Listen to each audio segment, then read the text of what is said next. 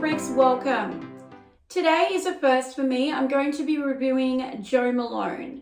I have a discovery set with 5 of their fragrances in it, and I'm hoping with all the hype, at least here in Australia regarding this brand, that I'm going to love it too. Don't forget to subscribe and hit notifications if you love all things fragrance. Okay guys, so as I mentioned, I have a discovery set here. I hope you guys can see that okay. It has 5 fragrances contained in it, and I'm super excited because a lot of these fragrances I've been keen to sort of sample. So this gives me a great option to be able to try a good portion of the range without investing in a full bottle. Okay guys, so the first fragrance out of the discovery set we're going to try is the famous English Pear and Freesia. This one was particularly interesting to me, so I'm hoping that I love it too. Okay guys, let's do it. Oh. Okay, so straight off the bat, I don't think this is going to be a fragrance that is sort of for me. I feel like I can't really pick up a lot of the rose because that amber and rhubarb is kind of dominating the show. It almost smells too old-fashioned as well. It kind of reminds me of like a church incense or grandma's pot puree mix. So the pear is coming through a little bit more now, but unfortunately it smells old and musty to me. It definitely has this artificial kind of room spray vibe to it as well. Smelling it again, it really has this vintage kind of scent to it that kind of takes me or reminds me of what maybe ladies wore in the 50s and 60s. I also don't think longevity and projection would be great with this one because even now it just seems really watery and thin. I think it's pretty obvious I would not purchase this fragrance, but guys, if you were curious about it, please sample it first. It is not a safe blind buy bet.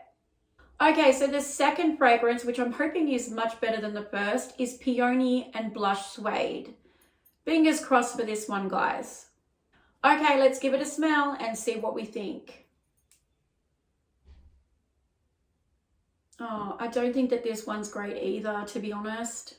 It's kind of taking me again into that artificial air freshener territory. It really doesn't smell luxurious and high-end to justify that $200-ish price tag. The opening again smells quite old-fashioned to me and too mature. I really enjoy peony and fragrances, but I feel like the floral in this is more of a non-descriptive floral. I'm not getting real peony at all. This one is certainly not anything spectacular or inventive. There's no standout about it. I might buy it to spray in my bathroom but that's about as far as I could say I'd go. It also has this very sickly, rotten floral scent. Unfortunately, the suede is not as dominant maybe as it could be, so it can't save it either. Again, this is not a safe blind buy purchase, and it's certainly not a fragrance that I would ever want to own. Okay guys, so the next fragrance is Wood Sage and Sea Salt, and I'm really hoping that this one does better than the other two because I feel like, I don't know, I'm thinking, geez, there's 2 left. I hope that this one ends up being better than the others.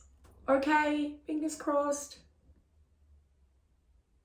Okay, firstly, I don't find this one as bad as the other 2 that we've tried. However, this one appears to have like a sour lemon note that I really just don't enjoy. Even though it's not offensive or a bad fragrance, it's just kind of one of those fresh fragrances that are like meh. Unfortunately, again, I feel like longevity and projection of this one would not be great with how quickly it's getting weaker just on the test strip in this very short amount of time. Basically, if you enjoy fragrances that are very fresh and have a sour lemon kick with a tiny pinch of salt, then you might love this fragrance. But for me personally, it's a no. Okay guys, so the fourth fragrance is Blackberry and Bay. Okay, so I sprayed some on the test strip and straight away I knew this one ain't for me. It sounds like I just don't like Jo Malone, but honestly, I was really hoping that I would get to one I like, and I still have one more to go. So, you never know, but it's just so disappointing, and I cannot believe the price point for these fragrances, to be honest with you. I keep hoping that it will get better, but it doesn't. I was hoping for a fruity blackberry, slightly sweet floral fragrance, but that is not what this fragrance is all about. I really barely pick up the blackberry or any kind of fruity elements, and all I'm smelling is like harsh vetiver and stinky green herbal notes. No. Out of all the fragrances in the discovery set today, this one by far is the one I cannot find a single positive thing to like about.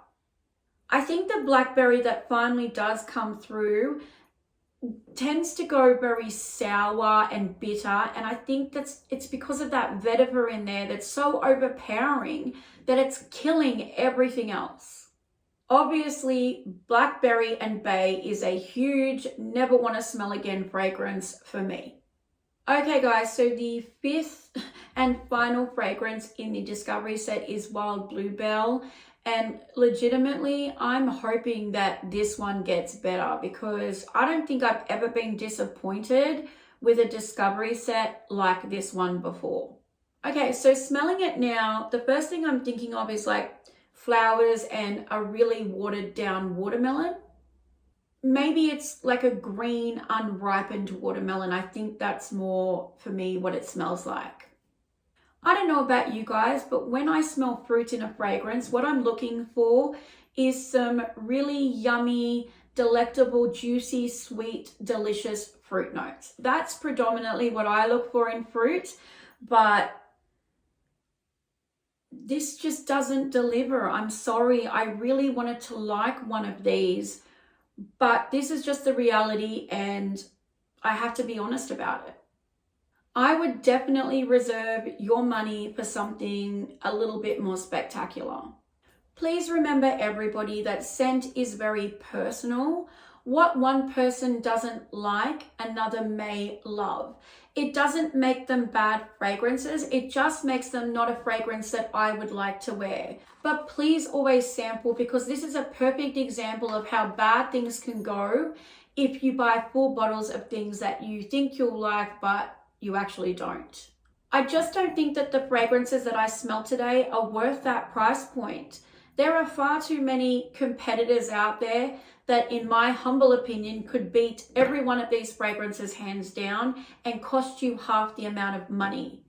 I would truly wait for something more spectacular and save your money.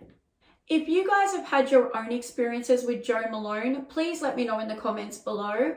Is there a fragrance that you guys like? Do you like any of these fragrances? Whether your opinion is different to mine, that's the beauty of fragrance. We all smell things differently, and I love fragrance for that reason. Thank you so much, everybody. I love and appreciate you all, and I hope to see you all next time. Take care, everybody. Bye-bye.